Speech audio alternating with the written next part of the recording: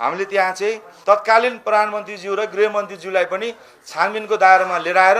उहाँहरूलाई को पनि बयान लिएर उहाँहरूलाई पनि चाहिँ त्यो अनुसार छानबिनले यदि देखिन्छ भने उहाँहरूलाई कारबाही गर्नुपर्छ भनेर हामीले यो आज मात्र होइन, हामीले सेप्टेम्बर 8 को बेलुका जुन घटना घट्यो त्यति बेला नै हामीले प्रधानमन्त्रीज्यू र गृहमन्त्रीज्यूले यसको नैतिक जिम्मेवारी लिनुपर्छ,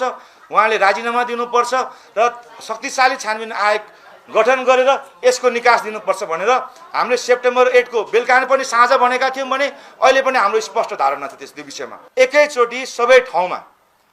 तत्कालीन प्रधानमन्त्री र गृहमन्त्रीज्यूलाई पनि हामीले उहाँहरूको पनि छानबिनको दायरामा यदि त्यो छानबिन समितिले उहाँहरूको चाहिँ निष्कर्ष निकाल्छ भने उहाँलाई पनि कारबाही गर्नुपर्छ र त्यो छानबिनको दायरामा काठमाडौँ महानगरका प्रमुख